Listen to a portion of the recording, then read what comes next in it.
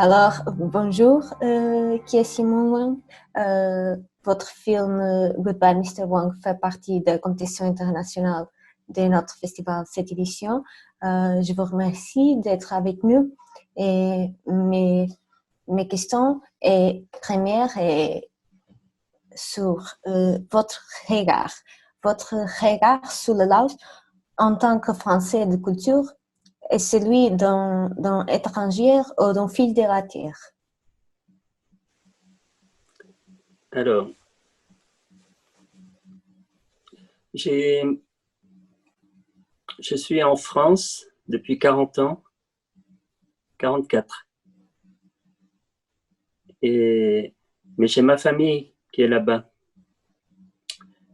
Et le cinéma, pour moi, ou faire des films, c'est une manière d'entrer dans un dialogue intime avec la famille aussi. Mm-hmm. Parce que je suis venu, j'étais enfant en France, et j'ai perdu la langue là-haut. Mm-hmm. Et j'ai étudié pour réapprendre la langue, mais je parle mal. Et le cinéma est une langue universelle qu'on peut comprendre. Mm-hmm. Voilà.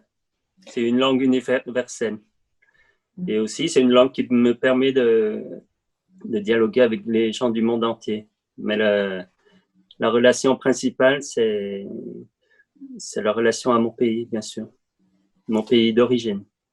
Oui. Et pourquoi avez-vous décidé de partir pour tourner au Laos à cette époque de votre vie? Ah, c'est parce que je n'ai pas commencé le cinéma tout de suite. J'ai été instituteur, c'est professeur dans école primaire. Et j'ai commencé le cinéma quand j'avais 35 ans. Mais je n'ai pas étudié le cinéma, c'est pour ça que c'est beaucoup plus long. J'ai commencé à faire des films avec des caméras vidéo pour touristes et en filmant autour de moi, la famille. Mm-hmm. Et aussi en expérimentant toutes sortes de formes expérimentales. Et c'est pourquoi ça prend beaucoup plus de temps. Si j'avais fait une école, peut-être après 5 ans, je pouvais commencer à travailler.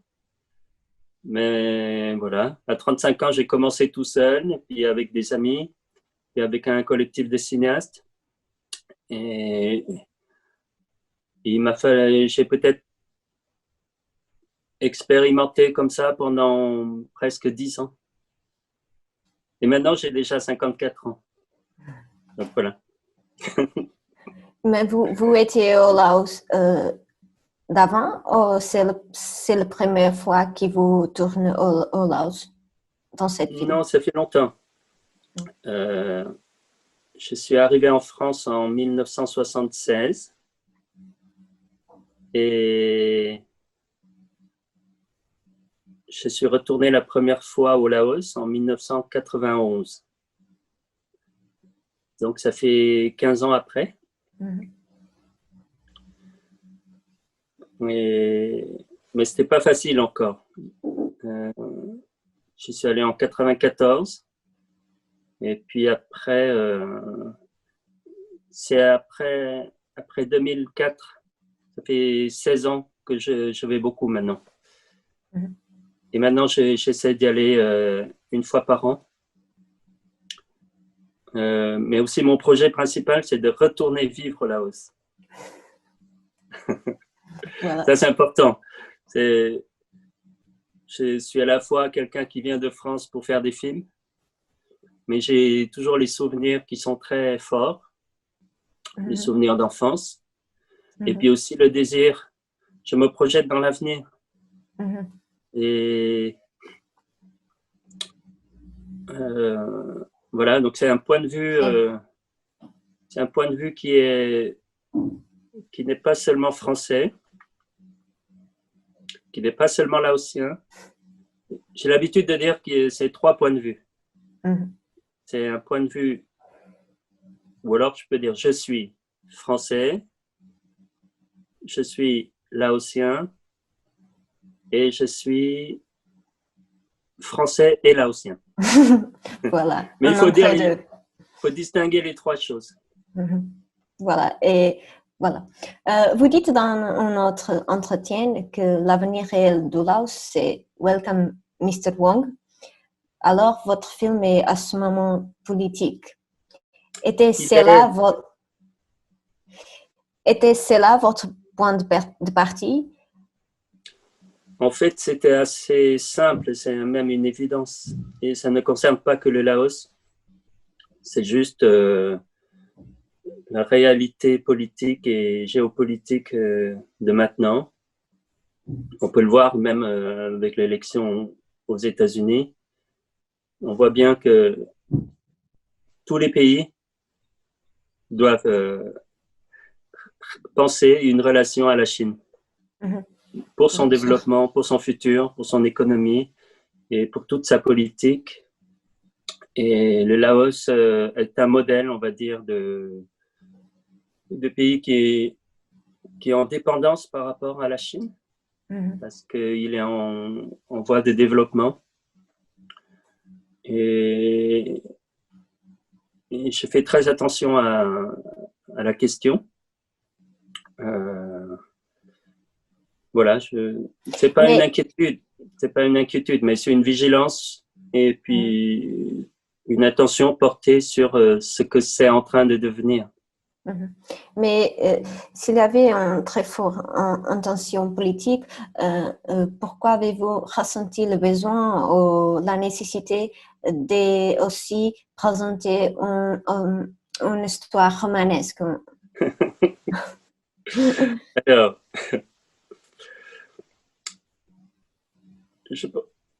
il y a plusieurs manières de répondre à la question. C'est une très bonne question. Il y a une raison technique qui est d'obtenir l'autorisation de tournage. Voilà. Voilà. Mais c'est très intéressant. C'est très, très intéressant. Le Laos a arrêté de produire le cinéma par décision politique il y a 40 ans, après la Révolution. Et il faut aller doucement pour faire revenir le cinéma. Je ne peux pas venir de France et juste dire aux institutions qui sont en place là-bas, on va faire comme ci, comme ça. Par contre, chaque fois que j'ai réussi à faire un film, c'est comme une petite victoire. J'ai gagné l'autorisation de tournage.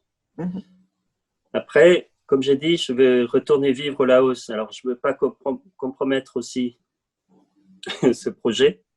J'ai de la famille aussi là-bas. Et aussi, je ne veux pas non plus me montrer trop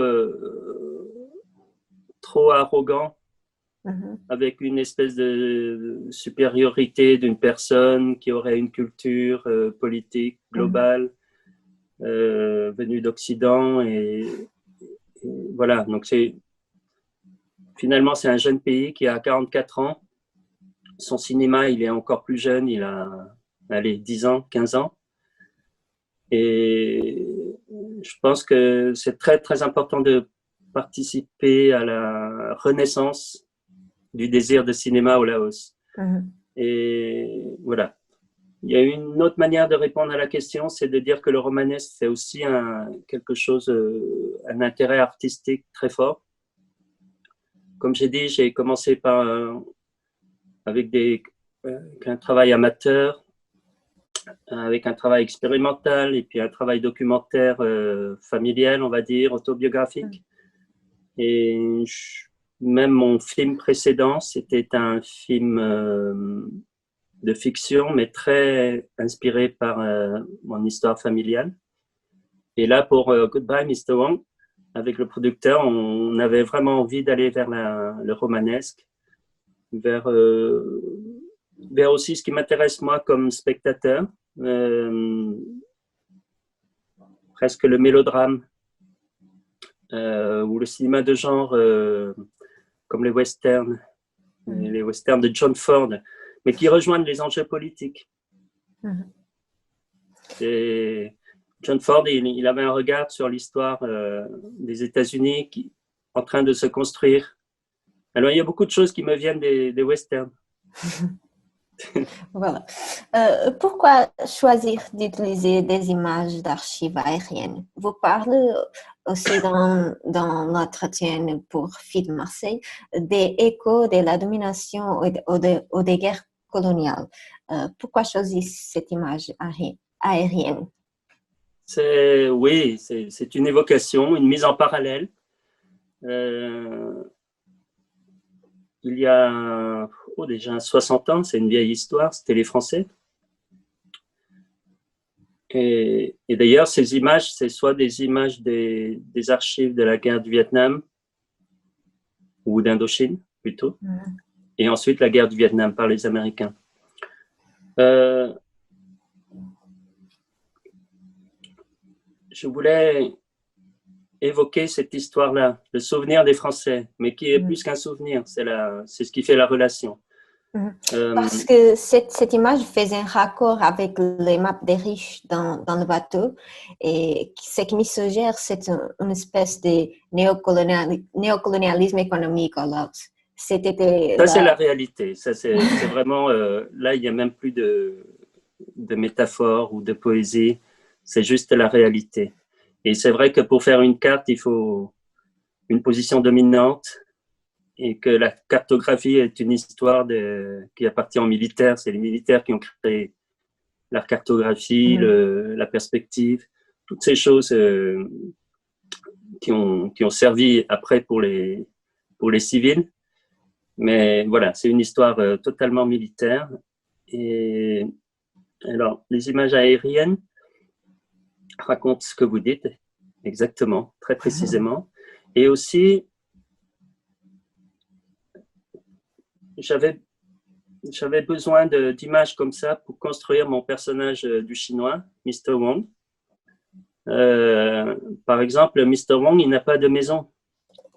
C'est parce qu'au Laos, il n'y a pas de maison pour Mr. Wong. Il n'y a que des maisons de pauvres. Et j'ai passé 6 mois en repérage et je n'ai jamais trouvé une maison pour Mr. Wong. Et alors, Mr. Wong est un personnage... il est milliardaire, il est très très riche. Mais pour le faire exister, comme je n'avais pas le décor de la maison, j'ai construit un personnage qui domine les autres par la hauteur. Voilà. Et les vues d'avion, les vues aériennes des archives viennent construire ce personnage-là. Et il n'y a qu'une personne qui le domine, c'est France, mon héroïne. Et à la fin, quand elle lui dit « Goodbye, Mr. Wong », il s'en va. Elle reste en hauteur et lui, il s'en va comme ça. Et les archétypes, le millionnaire chinois, le français court, le prolétaire là-haut, ont été à l'origine de la création de vos personnages, ou au contraire, est-ce que vous êtes partie des personnages qui pourraient invoquer ces archétypes? Les archétypes. Oui, les archétypes. La relation entre la construction des personnages et la construction de les archétypes et quel que vient d'avant. Alors, comme pour chaque question, il y a plusieurs manières de répondre.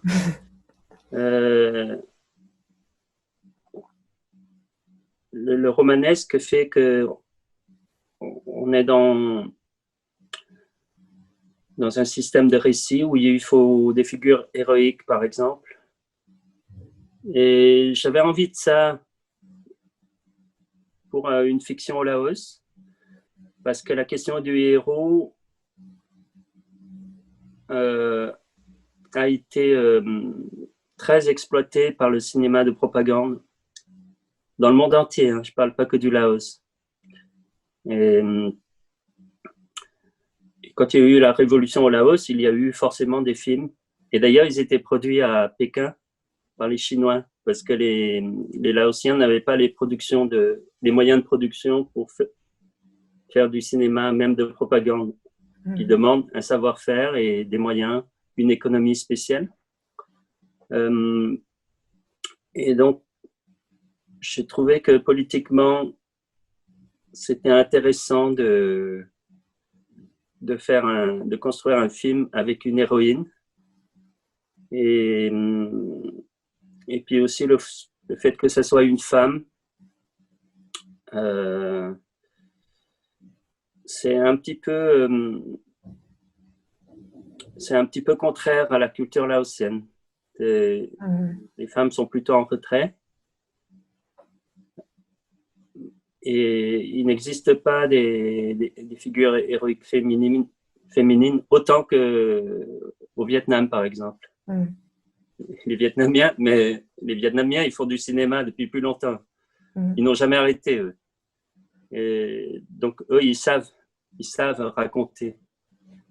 Ils ont fait aussi des films de propagande, mais aussi ils ont fait des films de création très forts.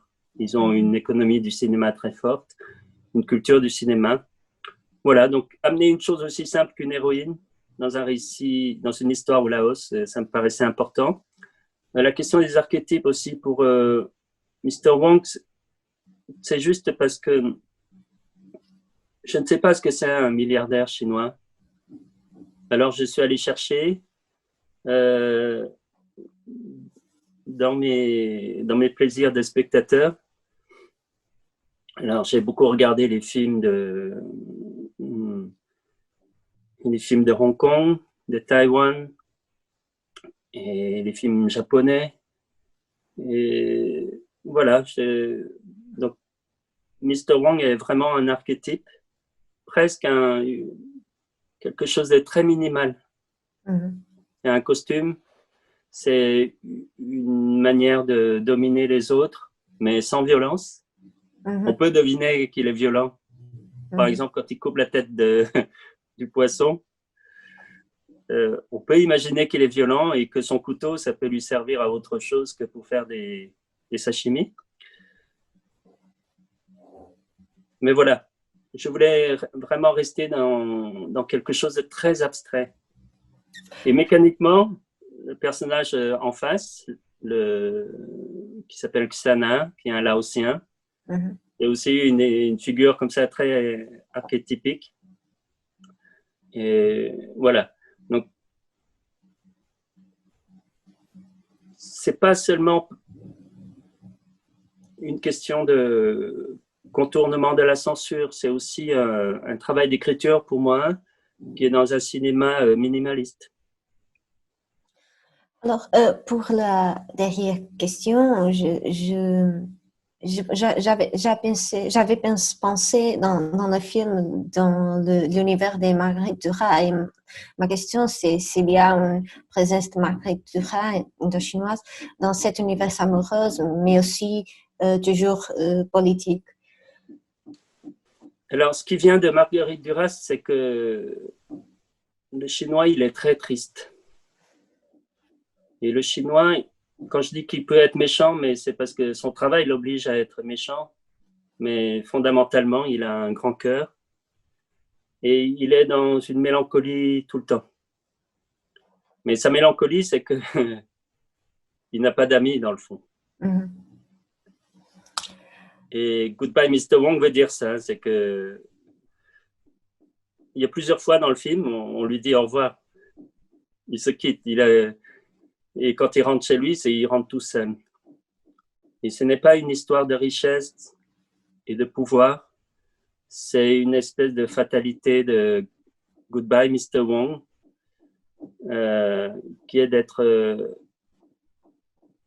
incapable de garder une relation d'amitié, une relation amoureuse. Dans le film, il a une seule amie, c'est la française, jouée par Nathalie Richard. Mais même à la fin, il est obligé de l'abandonner elle aussi. Voilà.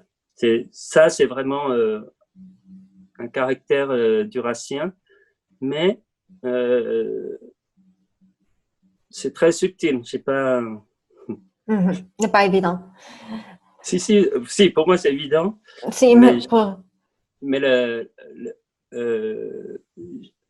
j'ai pas cherché à faire un film comme Marguerite Duras faisait un film. Ce n'est pas une Diasson. Par contre, les films de Marguerite Duras, je les regarde souvent et ils nourrissent mon travail. Voilà, merci. Et c'est ça. Et je vous I apologize for my French. Non, tout va bien, j'ai tout compris. Merci beaucoup. Et moi, je voudrais dire un grand merci à Porto Postdoc. Et voilà, je regarde les informations sur le Covid. Et j'aimerais tant aller là-bas, mais si c'est pas possible, je serai de tout cœur avec les spectateurs. Et voilà, vraiment un grand merci à votre festival. Merci nous. Merci vous. Voilà, merci. bonjour.